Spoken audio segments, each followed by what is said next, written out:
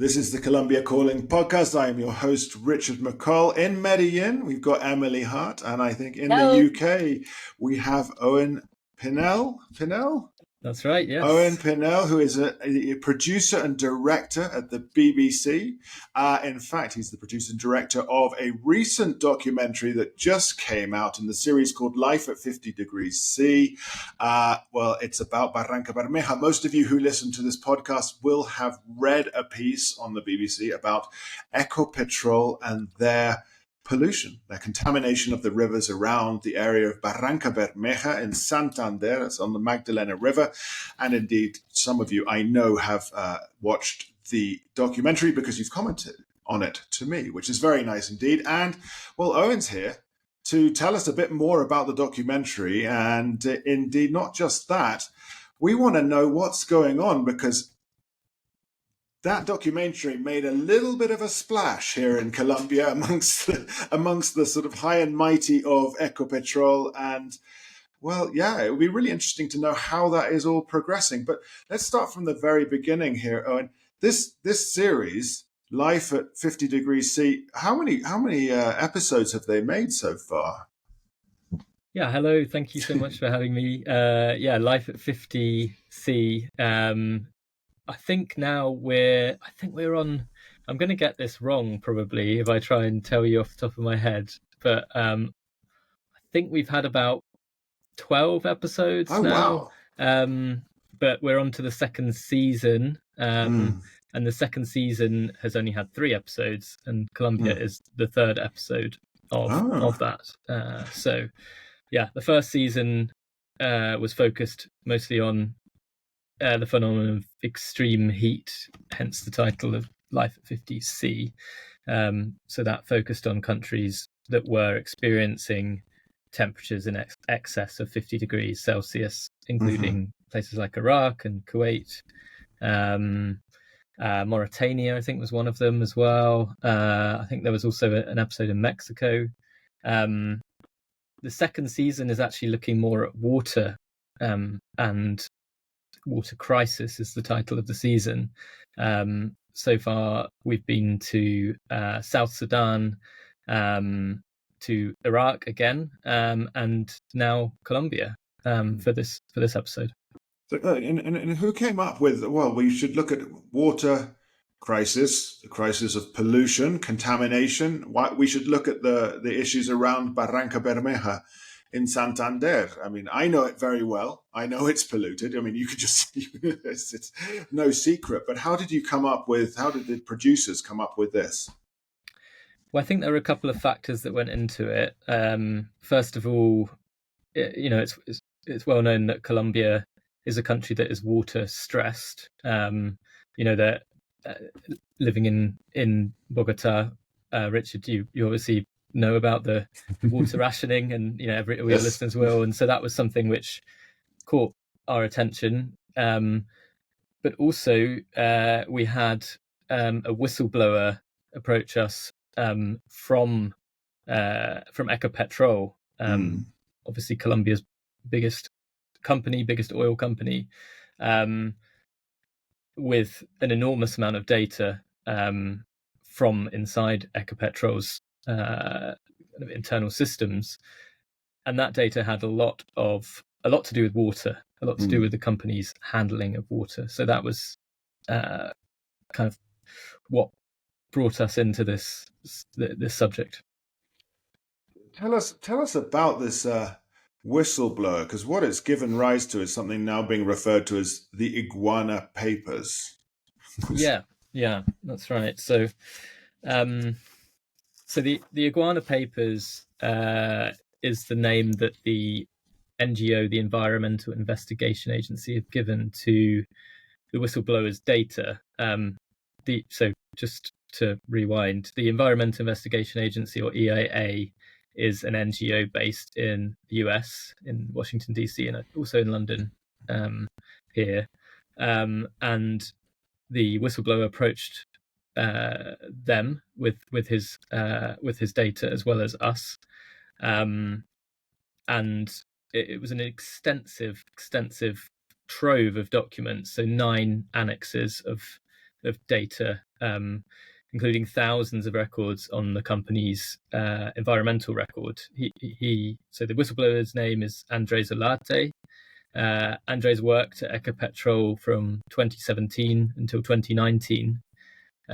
He was part of a graduate scheme which had placed him in a kind of upwards trajectory through the company. So he was destined to be a top manager of Ecopetrol. That was the track that he was on.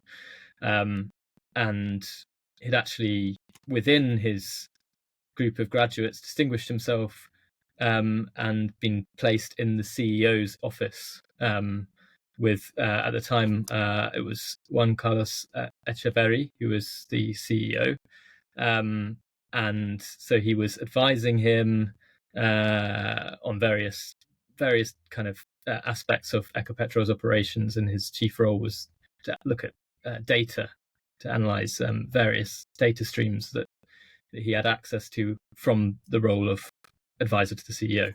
And so he told us that, very early on, he realized that there were some things that he felt were very wrong with how the company was running its operations. And I think one of his first tasks was to look at the company's discharges, wastewater discharges. He looked at wastewater discharges all up and down the country, but in particular, he found that the water that Ecopetrol was discharging in the Magdalena Medio region, near its main base of operations in Barrancabermeja, was well outside the kind of acceptable limits that the Colombian government and environmental regulator puts on various pollutants. So they were basically discharging water that was potentially dangerous. So that was sort of what put him on the track to becoming a whistleblower. Sorry, just for anyone who doesn't know about Magdalena Medio, we're not talking about a lot of land with some water running through it. This area is mostly water. It's a wetland, a lot of it. So when really dangerous water is getting in somewhere, it's getting in everywhere. It's traveling far. People are living on it. People are living from it. If you're, from a country where you've seen, a babbling brook at the bottom of your field, that's not what we're talking about. We're talking about extensive wetlands from which people survive. So the stakes are so high with water in this area. It's been likened to like a huge bayou, isn't it? It is like a bayou, yeah. Yeah, there you go. I think this is. I mean, it's fascinating. You go up. He goes up. Andres Olarte goes up, and becomes a whistleblower. Carlos Echeverri, curiously, has actually been on the podcast. So there you go. Really? That does not mean he's friends to the podcast. He was promoting medicinal cannabis. So there you go. He's on the board of directors. Yeah, board of directors of medicinal cannabis, and he was just about to launch his ill-fated campaign to run for the presidency.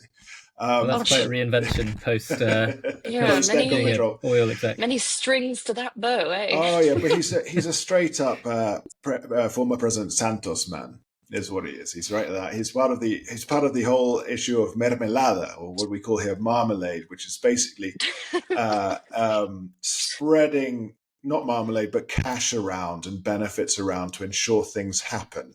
It's unfortunately just one of the very ordinary things. The whole issue of putting mermelada is very much in, I guess, colloquialisms now, isn't it? It's, oh yeah, the mermelada. So that's Carlos Echeverri a bit. But Andres Olarte, I think what is very fascinating here is that, well, he had a conscience, because there'd be a lot of people who say, I came through this graduate scheme into Ecopetrol, which is a company that is hugely respected in Colombia and seen as an entity which has sort of pulled Colombia into some sort of form of industrialization. And many years ago, they opened up, stopped being completely state-run, and people could buy shares in it, and it sold loads of shares. And it's always seen as something like this honest it was a beacon of integrity in Colombia and progress. And you've got this guy who's obviously he's being fast tracked for what would you say, greatness, let's say, within the company, and he sees, wow, he sees the ill that is taking place. That for me is fascinating, because you'd get a lot of people who would just like look the other way. You get good pay, stability, your family. I won't lie here. My wife's father, he put himself through sort of community college, and then ended up as a foreman in like the plastics division of Ecopetrol. That's why she was born in Barranca Bermeja.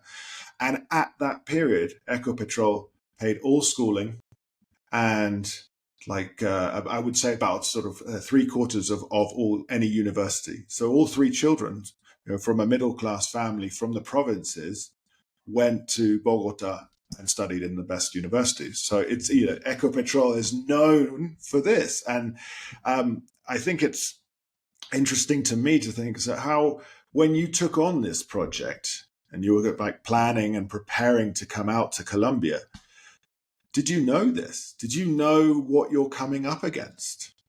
I think we had an idea. I'd worked on, the reason I was working on this is because of previous investigations into the oil industry, but in Iraq, actually, not in Latin America at all. So totally different part of the world, but also with a massive oil sector. I think I'd heard the name Ecopetrol. I knew it was a big company and one of the biggest in Latin America, but definitely, it's staggering to see just how important it is to Colombia as a country, and providing even up to 15% of the government's national income annually. It's a huge deal, obviously, and obviously being the biggest company, not just the biggest oil company. That was a surprise to me to learn that fact, although that was something obviously we learned very early on in this investigation. It was also interesting to see that Colombia is not a country that has massive oil reserves, and yet this company is incredibly important to the economy. So that was an interesting thing to bear in mind, especially given the promises that were being made. I think not long after we started looking into this film, or actually, well, shortly before, in fact, we started looking into this film, President Petro made the kind of commitment at COP to transition away from fossil fuels. And I was at that COP 28 in Dubai, and I remember that being quite a big moment, in the sense that obviously Colombia is a fossil fuel producer.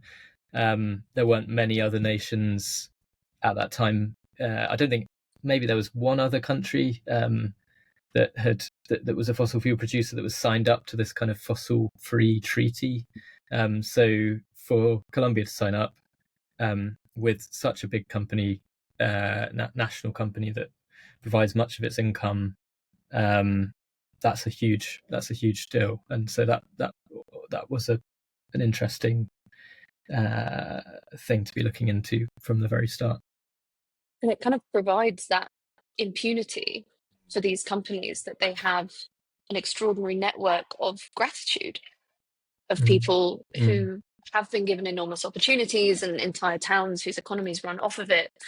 And that's certainly the argument in the documentary from the representative of Ecopetrol, right? Is that we need to keep doing what we do as much as we can without being questioned too much, because we provide X amount of jobs, opportunities, and whatever percentage of GDP.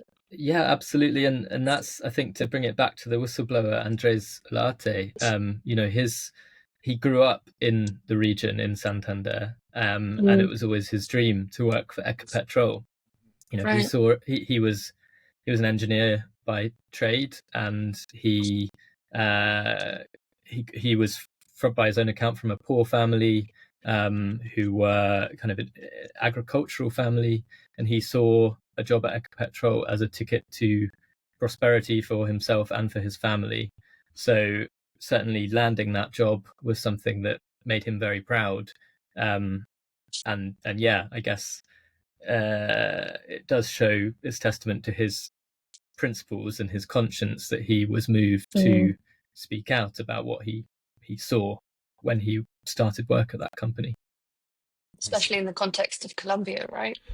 Where, you know, in the UK, back when I was doing my law degree, I worked for a whistleblower charity, and the UK has an amazing public interest disclosure act. We have legal protections for whistleblowers. They're not perfect, obviously, but Colombia has an enormously high rate of killings of people who put their head up above the parapet. This is such a different environment. And how was Andres? Because his life must have been turned around is a hideous understatement, and destroyed is an overstatement. Somewhere between these two things. How did he feel about having done that? About, you know, having had to leave Colombia as well? Yeah, it's the scale of, you know, what he did is hard for me to imagine. It's a massive change, as you say. That's a total understatement. It was totally upended his life in every way. He went from living, I guess, a pretty comfortable life in Bogota, but obviously racked with these he was struggling with these moral questions, and unable to kind of in good conscience continue with what he was doing. But he said to us that, you know, there are times where he regrets asking the questions that he did. He even regrets that he got the education that gave him the tools to ask those questions, because it was asking those questions that basically eventually led to him being in exile, having to leave his country, having to leave behind his family, and start an entire new life in Germany, where he lives now. So yeah, it's impossible to overstate, I think, the seismic change that has caused him. And I think, it's still something that he has to live with every day, you know, that he can't go back to Colombia. You know, as it stands right now, it's not safe for him. How was the process? He started leaking documents to the Environmental Investigation Agency. Someone somewhere found out where these leaks were coming from, and he, you know, had to, just up sticks and flee. Or was he threatened within his home? Was his family threatened? What was the real sort of process of this? So he started asking questions quite early on in his time at Ecopetrol. Initially with that wastewater analysis that he did, finding that a lot of Ecopetrol's discharges were in violation of the regulations. But it was all, until he left the company, he was entirely blowing the whistle within the confines of the company.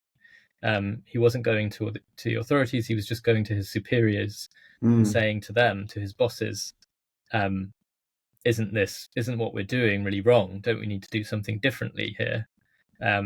So he was putting his full faith in the system, you know, within Ecopetrol, because he still very much believed in this company and believed that there were things that they could do if they only saw the scale of the problem, that they would then want to fix it. So he was drawing attention to, as he saw it, the environmental disasters that were unfolding, raising the alarm first to Echeverry, who was his initial boss, and then to sorry, my mind's gone blank on his second boss.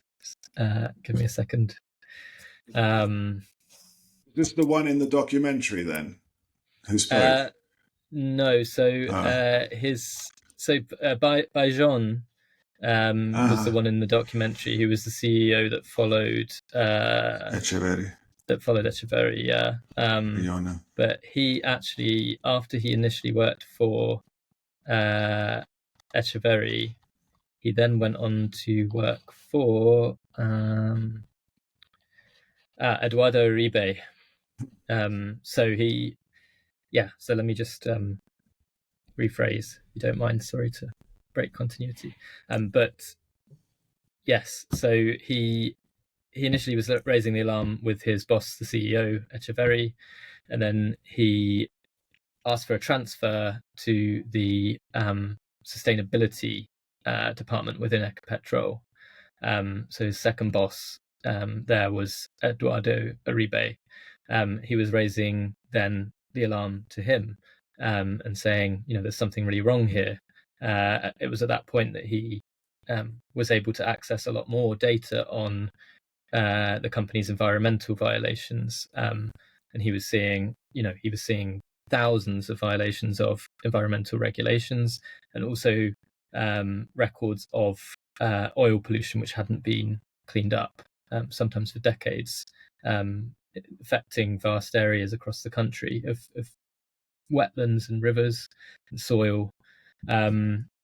So he was continually raising the alarm, and eventually his position, he felt, was untenable.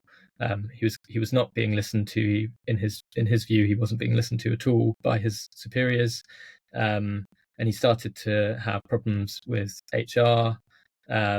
He felt that it was quite a toxic environment, and to cut a long story short, he parted ways with the company, and he moved back home to his parents' house, which was near Barrancabermeja. At this point, he hasn't spoken to anybody about the problems as he perceived them within Ecopetrol. He's only spoken to his bosses and his colleagues within Ecopetrol. He decides to look for a new job. He goes to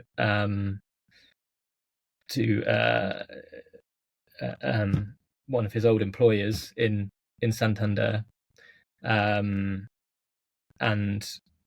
he, after leaving that sort of job interview, he gets a phone call, an anonymous phone call, where they make it clear that, let me just think how to phrase this. Is a really delicate thing to phrase, so please just bear with me. No problem. So he goes to ask for his old job back, which is with the local government in Santander. He comes out of that job interview, goes back home, and he immediately gets a call. It's an anonymous call, and during that call they say to him that they understand that he was putting complaints about Ecopetrol and its environmental record, and they threaten him and tell him to stop making those complaints, and they tell him to stop speaking about what he saw in Ecopetrol, and they threaten him. They issue a death threat at that point. To be clear, he doesn't know who is making this call. It's completely anonymous, but it's the first of many death threats that he then receives. His family also received death threats. His father, his parents, they received death threats. He receives threatening notes through the letterbox at home. And at that point, he realizes that he has to leave Colombia. He feels that it's not safe for him to stay in the country. He's afraid for his life. And he connects this with the history of violence against those who criticize oil companies who speak out in favor of the environment in Colombia, and he thinks he could be the next person to be victim. So he leaves, he goes to Germany. He's able to find a job there, so he leaves. And it's at that point that he, after he leaves the country, and then he actually then goes through a process of getting his family out of the country too, so his sister and his parents. And it's at that point that he then reaches out with the information that he has about Ecopetrol and its environmental record. He reaches out to EIA, Environmental Investigation Agency, and to us at the BBC. And it's not until I think 3 years after he leaves that he does that, because he wanted to be in a position where he was safe. Terrible. And the implications for freedom of expression in the country, for freedom of protest, for kind of activism of any type with this is terrible.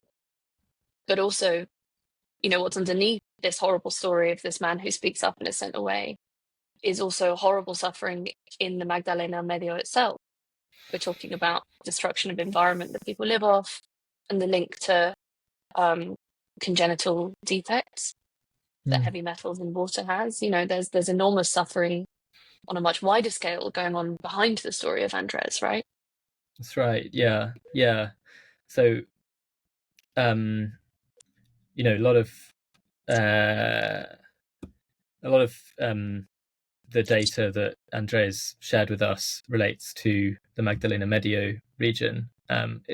It's in other areas of the country as well, including further south in Putumayo region. There's quite a few serious violations and environmental damage there, but the majority of it is in the Magdalena Medio. And so the next step for us after looking at the data and analyzing it and investigating it ourselves was to go to this region of Colombia and to see for ourselves what the situation was. And we were able to meet with some incredibly courageous community leaders and environmental activists living in those areas, one of whom was Julie Velasquez, who is a leader of a fishing union, Federación.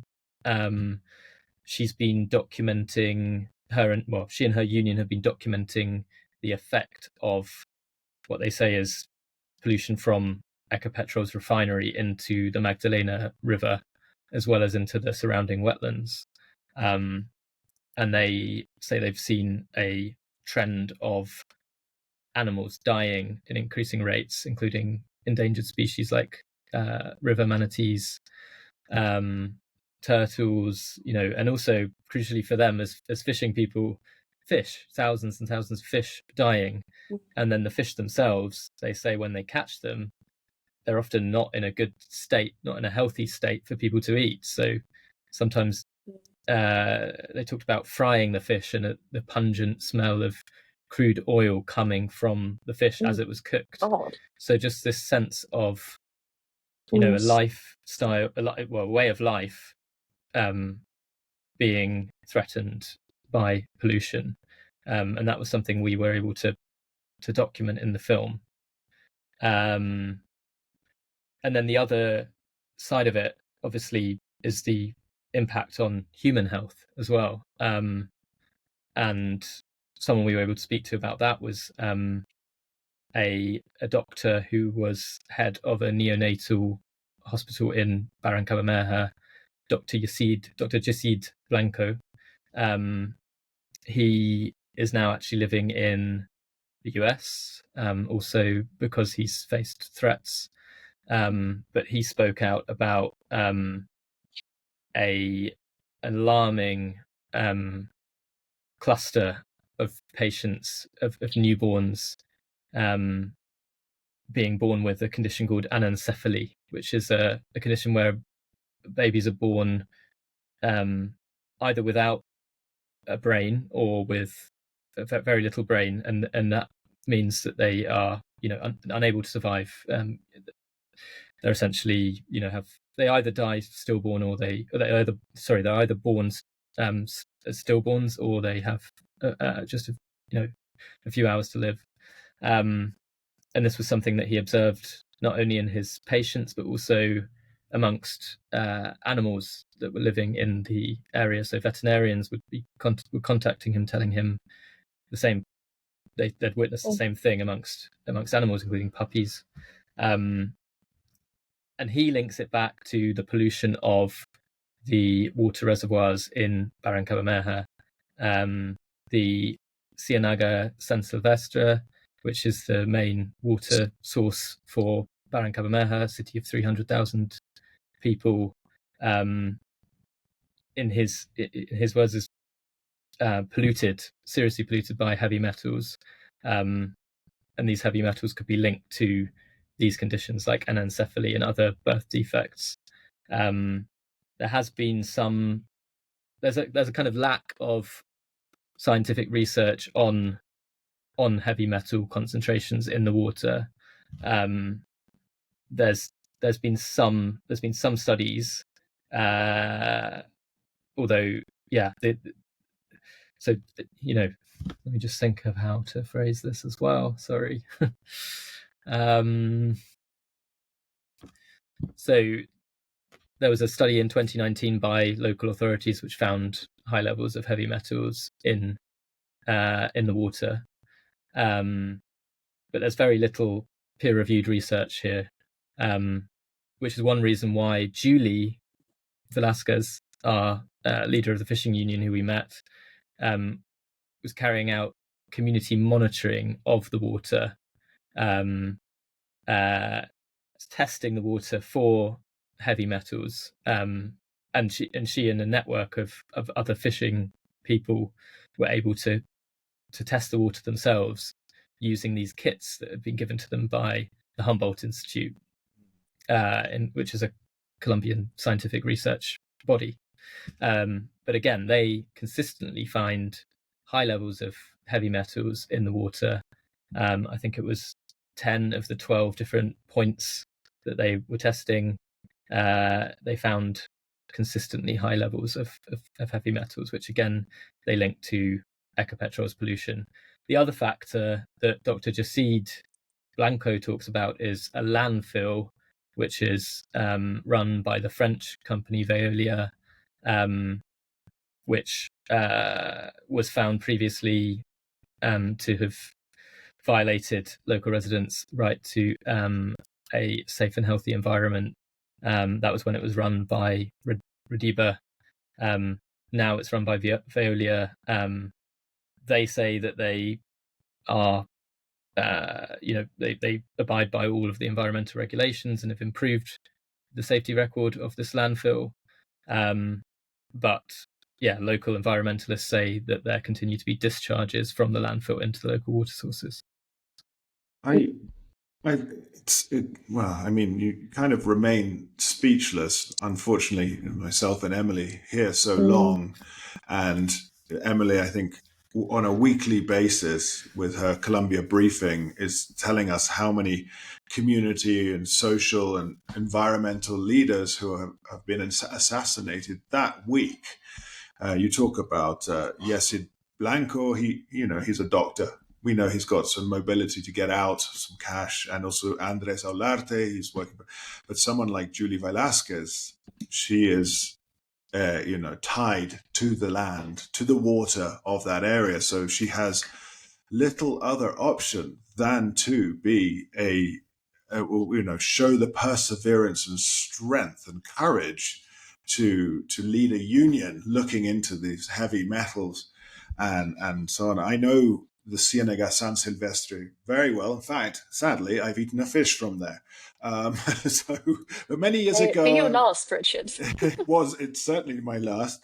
But you think about these people who don't have any opportunity but to make a protest, and I daren't think what conditions her life is currently. I mean, she must explain, she must be under threat at all times, and you guys at the BBC coming down there to film, you as we would say in Spanish, you wouldn't have walked around desapercibidos. You were certainly, they knew you were there. People who would take some sort of umbrage with the fact that you are speaking to Julie Velasquez, that you had previously spoken, and to Andres Olarte and Dr. Yesid Blanco.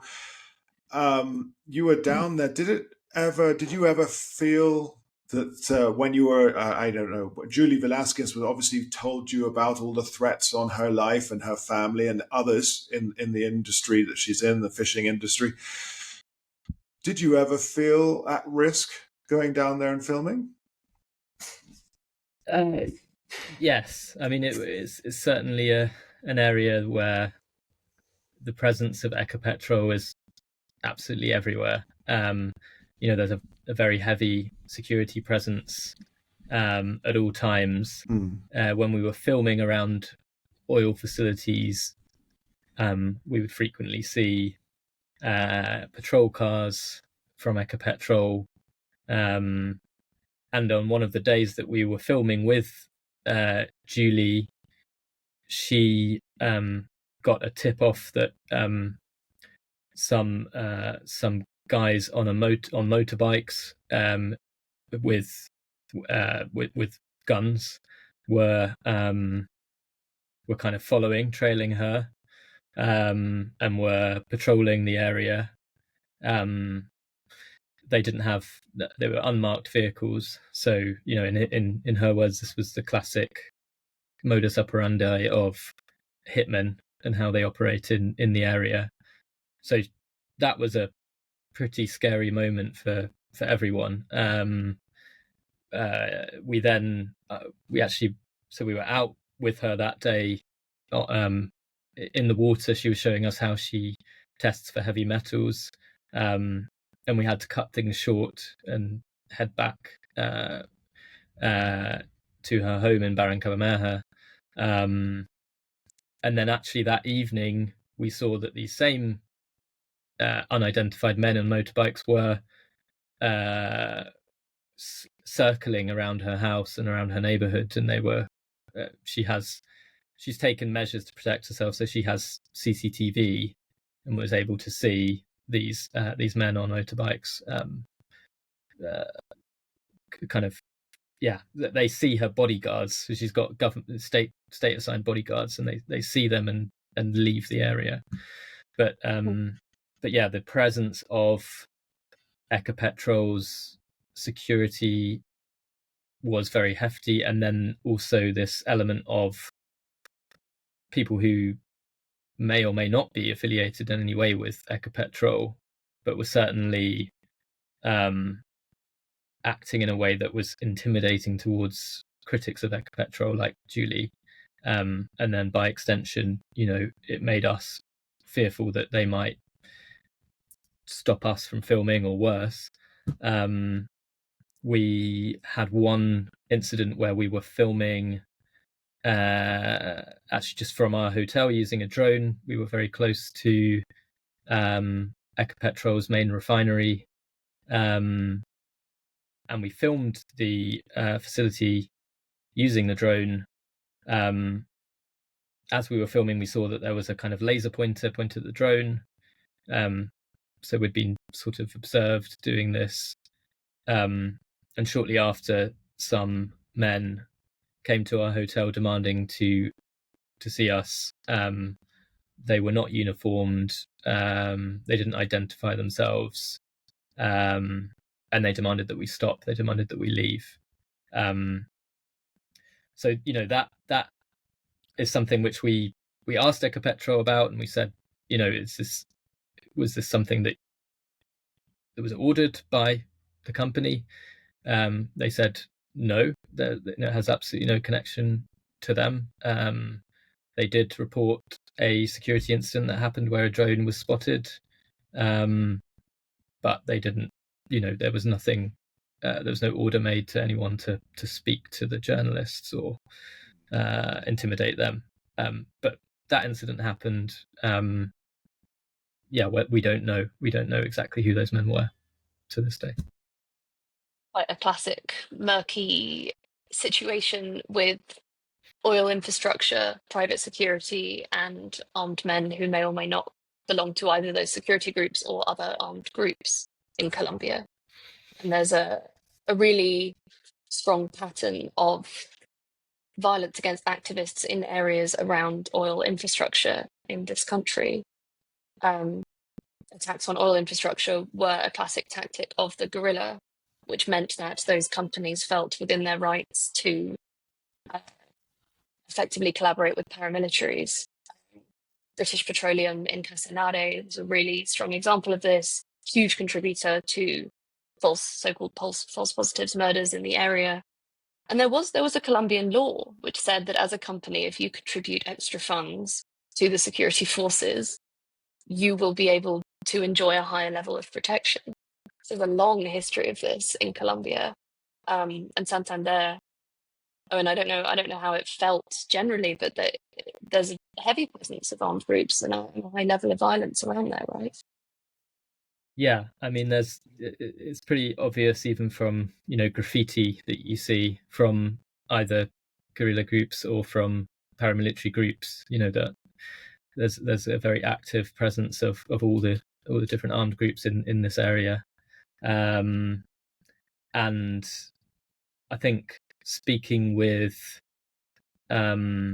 experts, helped us after having gone there and seen this.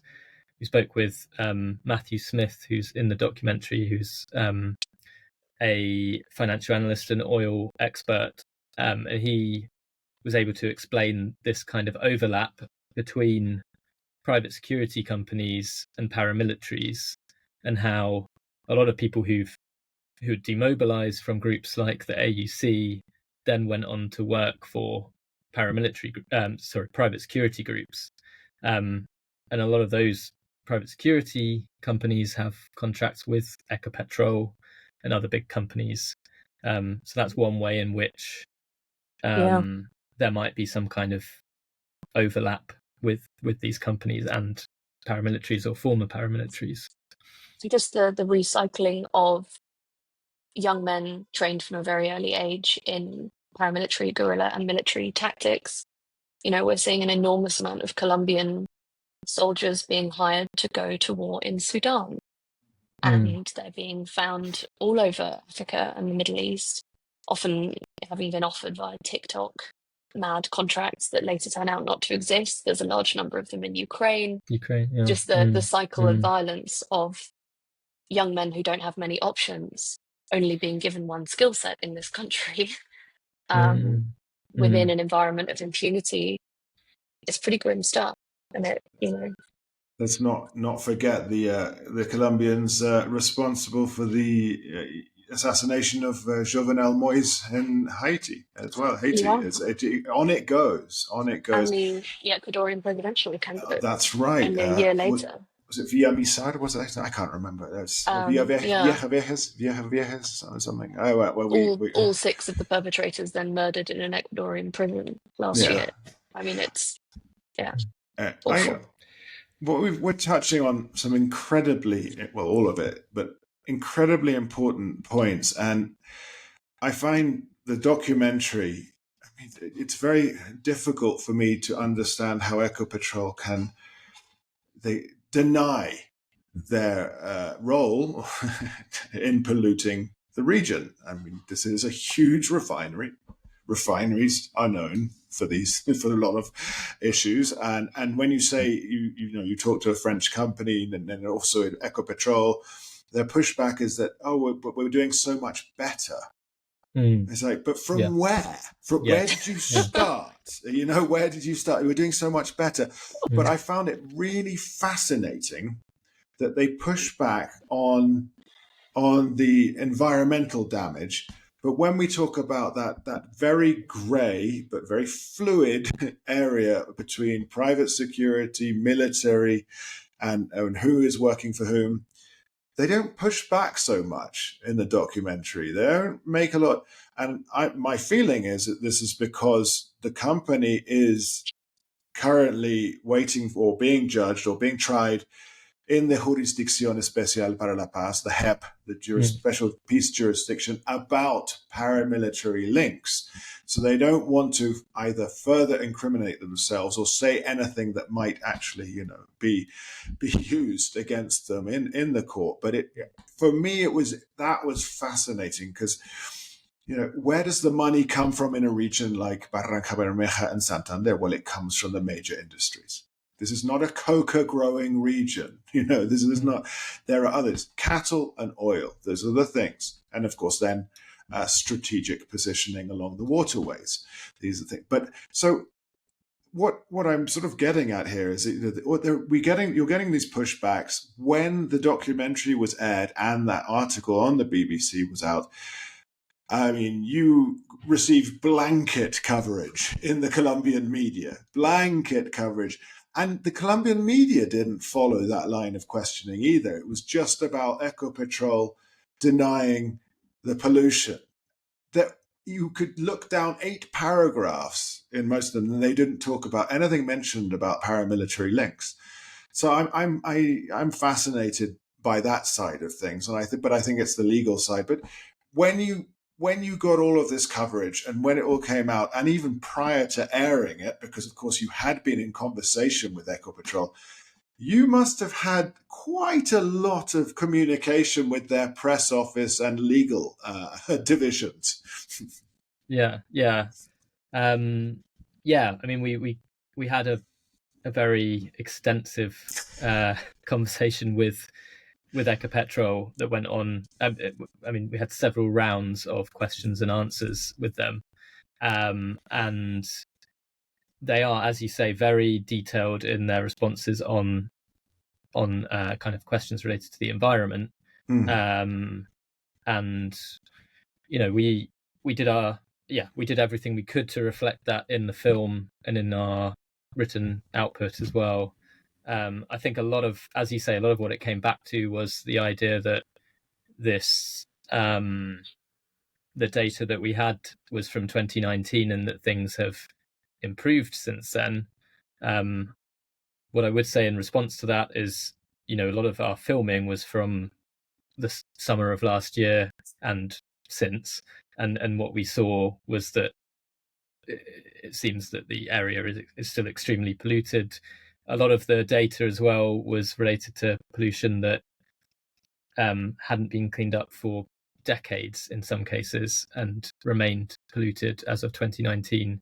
And we were able to visit some of those sites that were contaminated with oil spills and other kind of disasters that had happened, and it was very obvious that those sites remained extremely polluted. In one case, there's a farmer, Wilson Valencia, whose land is in Puerto Boyaca, and Ecopetrol claimed to us that the situation massively improved and that they'd cleaned up most of the polluted sites on his farm. But we were able to show using satellite data that things have in fact got, or visibly have got worse, at least. So that's on the environmental side. But as you say, on the threats to those who criticize them, and also on the historical links between the company and paramilitaries, they did have rather less to say. I guess the headline message is that they deny any links throughout their 70-year history with paramilitary groups, and that on the current situation, they do due diligence throughout their commercial operations on all of the partners that they work with, including the private security companies that they work with, and that if there are any violations from those companies, they report them, and that they pay special attention to human rights when they are doing their due diligence. That was their response. I wonder in the Colombian press if there was less attention around the security and the links, just because that's not really a story here. I mean, every big company in this country effectively is named as a third party at the head. Yeah. And it's cows, it's bananas, it's oil.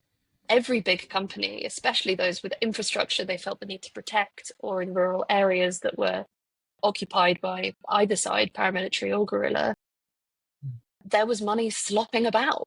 And this should be a huge story here, but maybe certainly in terms of Colombian media attention, deflow a bit more. Yeah, I found one thing that because I was shocked as a total outsider to Colombia by what happened in 1998 in Barrancabermeja. The massacres that happened of civilians. 25 people disappeared.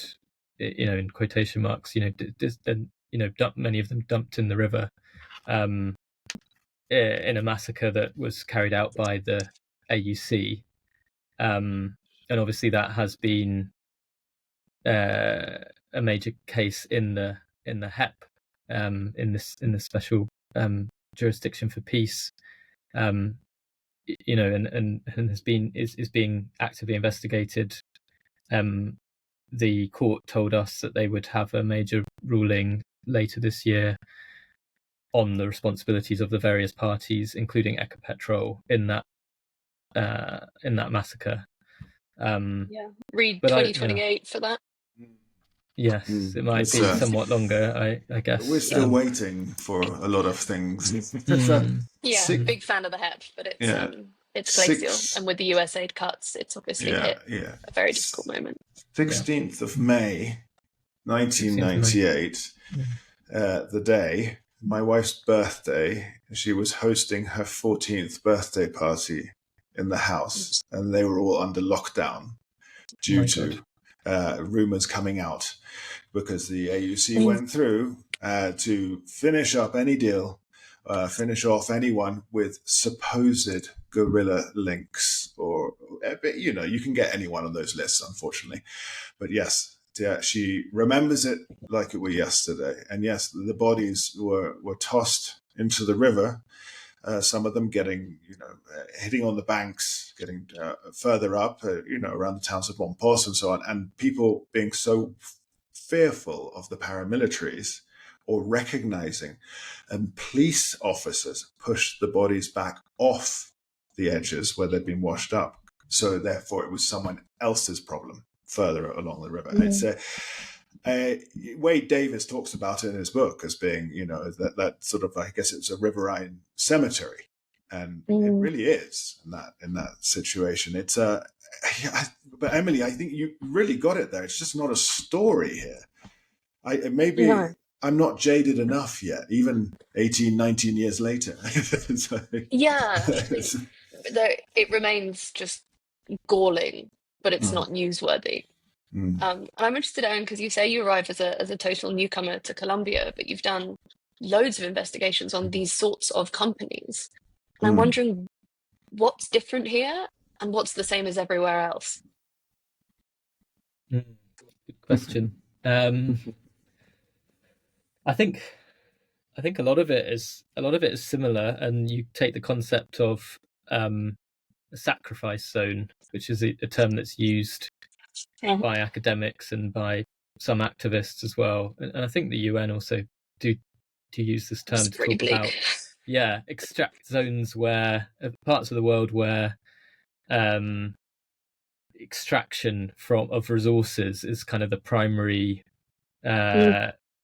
purpose of of companies and governments. So you get areas like Barrancabermeja, like parts of the Magdalena Medio, where the kind of objective of extracting resources and making money from that is the number one thing, and that the people living there are essentially secondary to that purpose. So hence the term sacrifice zone, that these people's lives are essentially sacrificed in some way in order for that machinery to function smoothly. And that's something which definitely was the case in Basra in southern Iraq, which is where I made a film about BP's operations and other oil companies' operations in that part of the world, and it's a very similar situation in terms of people's health being appalling health outcomes for people who are living nearby the oil fields, and also the threat of violence towards those who speak out, in that case from sometimes religious inspired militia groups, but in the same way there are potential ties there with the oil industry. So it's, yeah, there's a similarity. There's definite similarities there, and I think you could probably say the same in parts of the Niger Delta as well, in Nigeria, where massive oil spills and gas flaring is causing serious health problems, but also massive profits for an elite minority. I guess the difference that I saw in Colombia from other places is the amazing biodiversity, for one thing, is the incredible the different endangered animals which inhabit these areas as well. That obviously human beings are what we care about the most, but then also seeing nature being so obviously threatened in this way was different from other places. Although also in Iraq you have the Iraqi marshes, which are a UNESCO World Heritage Site, another very precious area of biodiversity which has been destroyed essentially environmentally. So sorry, very bleak answer, but there is I want a to lot add of something a bit lowbrow, because that's what I'm here for. That's my job. That's my job. No, let's fight over it. There is. I thought it was rather good, actually, but I'm struck by the similarities. There was a Netflix docudrama that came out in February called Toxic Town, which is about the town of Colby. And there is a big industrial site there, which effectively keeps the town afloat and keeps everyone employed. And there are heavy metals coming out of this industrial site because of lack of implementation of regulation. Women then start giving birth to babies with birth defects, or I think birth differences, they're called in the show. And the whistleblower within the company suffers horribly, gets fired, ends up living in his car and being threatened. And the local people who try and campaign against this find themselves, many of their husbands, these women, are employed by the company. So there's a very similar pattern of failures of environmental regulation. I've watched this show, but I haven't watched honestly, it, watching the documentary, I thought this is quite startling, that this is such a pattern that is not only in so-called developing countries. This has happened everywhere with industry, and the things that you're working on, you must feel a bit Groundhog Day sometimes. So what's the way out? I don't know the answer to that. No, I don't know if anyone does. But it's a very good question. I suppose there's a lot of thinking that going into the ideas around energy transition, and what can be done to sort of move away from extractive industries like oil and gas. But there's absolutely no reason why green industries they're not necessarily going to be more ethical than fossil fuels unless there are conscious decisions made to protect the communities that are living in those areas where the resources are. So there's no simple answer. No, I feel a lot of the time we end up, reporting these cyclical stories as well. It feels like a skipping disc a lot of the time. I enjoyed the Toxic Town docudrama. It was the Amy Lou Wood, the actress who's in everything at the moment. with the teeth. With the teeth, that's the one. The amazing girl with the amazing teeth. White Lotus. Yes, White Lotus, Sex Education. That's it, Sex Education. No, she's wonderful. And I did think it was both quite moving and clearly done in close collaboration with the women who it was based on. Yes.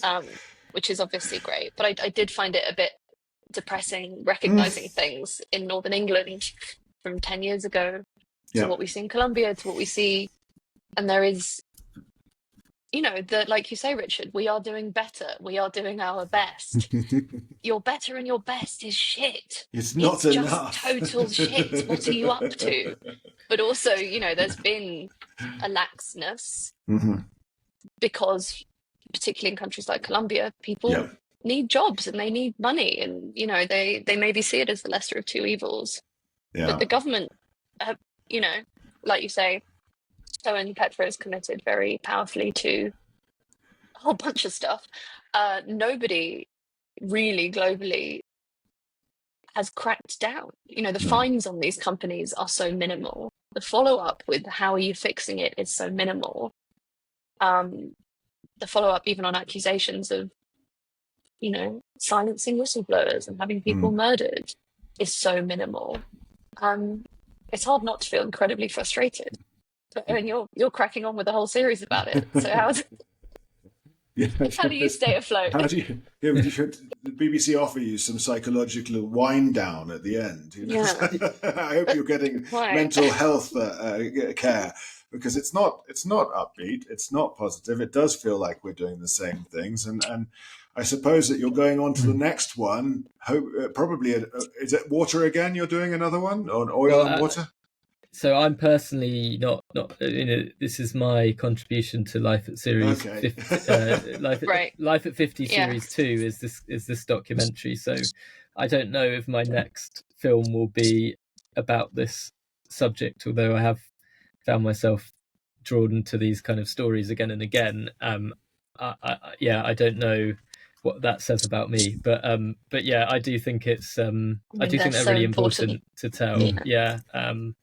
But yeah, definitely not easy stories, and also with so much going on that does feel, you know, heavy and negative in the world. This is another just another thing, isn't it? But at the same time, this is something that we all use oil. We all need this energy to switch the lights on and to keep our lives going. So it is really important how that's done, you know, and that it's done in a way that's ethical and ensures a future for our environment and climate. But of course, a great positive is that this documentary came out, and it is now all in the light. You know, that it's not all doom and gloom, and it's shone a light on really hideous stuff. It's named some people. The company is in the spotlight.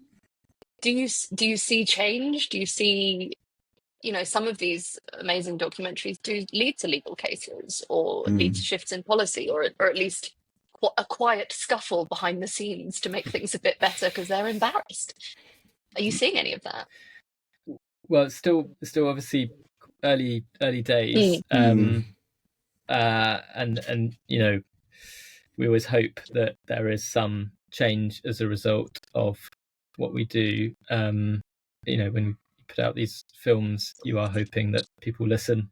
I think, you know, apart from anything else, this film could be a tool for people who are making these arguments either within the companies or within government or within civil society to say that something does need to be done.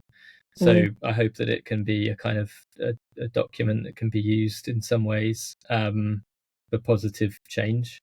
On the film that I worked on in Iraq, Under Poison Skies, there has been a legal case that's followed on from the documentary against BP on behalf of a young man who died of cancer, which, you know, his father says is because of the BP's pollution.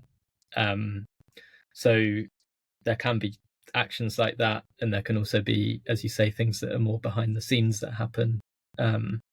So yeah, we'll see. Obviously, Ecopetrol's initial response is to say that they are fully compliant with the law, that they have improved, that their record has got better over the last 5 years when it comes to pollution. But I'm sure that there's always room for more improvement, even from that. So yes, and the public line has to be that, because if they admit to crimes on a BBC documentary, they'll probably end up in court. Well, I think phenomenal. And for me as well, the conversation is there, that the articles exist, that the documentary exists. Right. Hopefully something occurs. Should something not occur, this still exists and therefore can help a next round, let's say, or something else. We have to peg some hope, we have to have, otherwise, we just leave us. So the title of the documentary is Colombia Petroleum Pollution and Paramilitaries. That's right. Yeah, so you've got it all in there. You've got it all in there. 3 Ps. Yeah, a little bit of alliteration. So part of the series Life at 50, and exploring the toxic record of Colombia's oil giant Ecopetrol. Watch it, everyone. It's on YouTube. We've put it on our social media. We've put it up there as well. The link is easy to find. Just honestly, put in Ecopetrol pollution BBC and it will pop up because I've done that search. And well, Owen, congratulations on getting this out, and congratulations on speaking to such courageous people who obviously have put their lives on the line, not only to draw awareness to this, but to speak to you. I mean, we have to think that these are very incredible people. Yeah, I'm so grateful to those people for taking the risk of speaking to us and sharing their stories. And I do urge everyone to watch just to hear those stories, because it's I think what they've said is really important and deserves to be listened to. Thank you so much for listening to me and having me on, Richard and Emily. Really appreciate it. Thanks for coming on. It's been amazing. It's been absolutely informative and just important. And I love doing podcasts that cover things of this nature, and to be able to hopefully drive you a couple more viewers and a couple more voices and pairs of eyes to it. It's important. So I think we'll sign off here. This has been the Colombia Calling podcast. We've been talking to Owen Pinnell, who's the producer and director of Colombia Petroleum Pollution and Paramilitaries, available on YouTube. I've been Richard McCall here in Bogota, Owen Pinnell in the UK, and Emily Hart in Medellin. It's been all of us. It's been a great pleasure. Bye-bye. Thank you. Thanks, Owen.